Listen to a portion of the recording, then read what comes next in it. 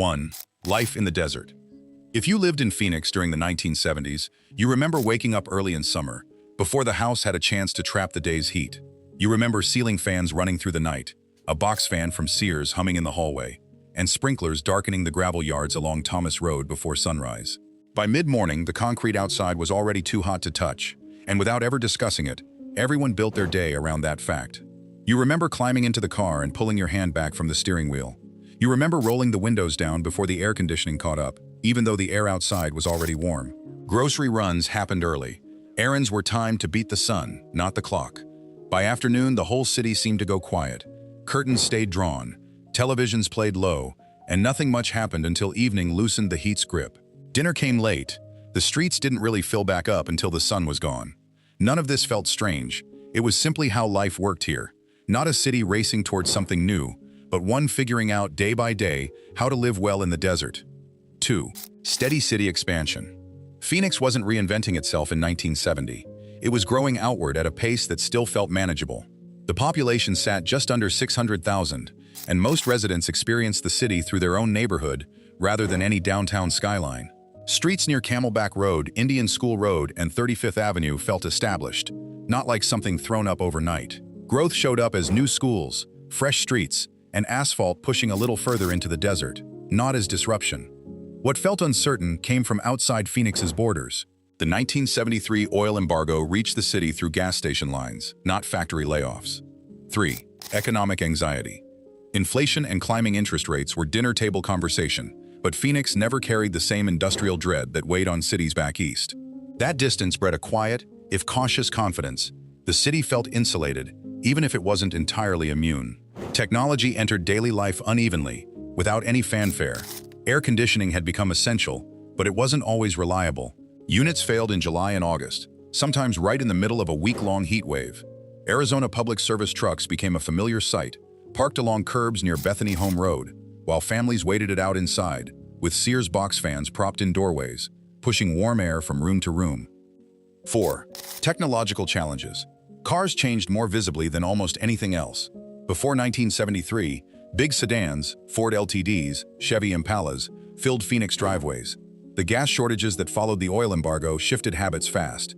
Stations along Van Buren Street posted handwritten rationing signs, and lines formed before the sun was even up. By 1975, smaller cars like the Datsun B210 and Toyota Corolla had become common, though pickup trucks stayed essential. You still needed something to haul gravel, swamp cooler pads, and yard supplies. Nothing in Phoenix ran on autopilot yet. Machines worked most of the time, not all of the time, and that expectation quietly shaped how people planned their days, especially through summer. 5. Work and housing. Phoenix's economy in the 1970s came from industries that felt steady rather than flashy. Construction, aerospace, healthcare, and service work carried most households. Motorola's plant near 52nd Street employed thousands through the decade. Luke Air Force Base offered military and civilian jobs that felt dependable. Sky Harbor kept expanding, adding gates and traffic without overwhelming the neighborhoods around it. Construction crews worked through the heat year-round.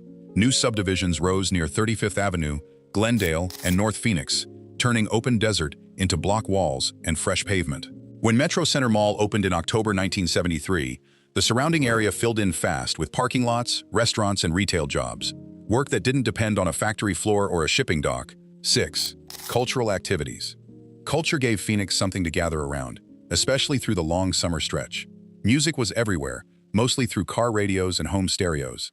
KFM dominated the dial with Fleetwood Mac, the Eagles, and Linda Ronstadt. And Ronstadt's Arizona roots gave her songs an extra pull in local kitchens and parked cars. Cassette tapes slowly replaced 8-tracks, even if they jammed, rewound slowly, and occasionally warped in the heat. Dashboards cracked under the sun, but the radio never quit. Live shows still felt like real events. Veterans Memorial Coliseum hosted concerts all decade, and Elvis Presley's 1973 performance there drew a crowd that treated it like history in the making. Seeing a major act in Phoenix wasn't routine, it was something you remembered. Spring training brought its own seasonal rhythm. The Chicago Cubs trained in Mesa, the San Francisco Giants played at Scottsdale Stadium, and March afternoons meant lawn chairs, sun hats, and unhurried baseball under clear skies. 7. Indoor social life. Public life in Phoenix during the 70s happened wherever people could escape the heat. Air-conditioned interiors mattered more than sidewalks or plazas ever did. Metro Center malls opening in October 1973 changed where people gathered. Sitting near Interstate 17 and Peoria Avenue, it became a destination almost overnight. Sears anchored one end, JCPenney the other, and the wide, cool corridors turned the mall into an afternoon refuge, even in the thick of August. Teenagers staked out their own corners. Lines formed at the Orange Julius stand, and groups gathered around record store bins flipping through albums, while parents watched the crowds from a bench. Metro Center wasn't just for shopping.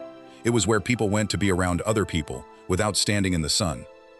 Drive-in theaters held their place through most of the decade, too.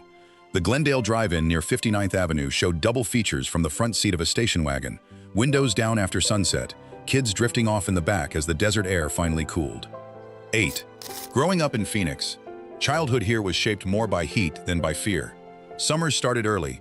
Kids were outside on their bikes by sunrise, riding the quiet streets before the pavement had a chance to warm.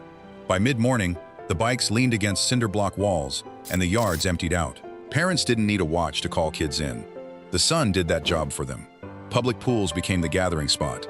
Encanto Pool filled fast the moment school let out, kids lining up with towels over their shoulders, skin already warm from the walk over. The pool wasn't entertainment so much as relief. Afterward, everyone walked home with wet hair drying fast in the heat, followed by popsicles and Kool-Aid indoors with the fans turned up high. School stayed local. Elementary schools built in the 50s and 60s served their own neighborhoods, and kids walked home under Palo Verde trees with dented metal lunchboxes swinging at their sides. Classrooms relied on open windows and fans before air conditioning made it into schools. If you lived through Phoenix in the 1970s, some of this probably felt familiar without needing much explanation. Certain routines just stay with you once you've lived them.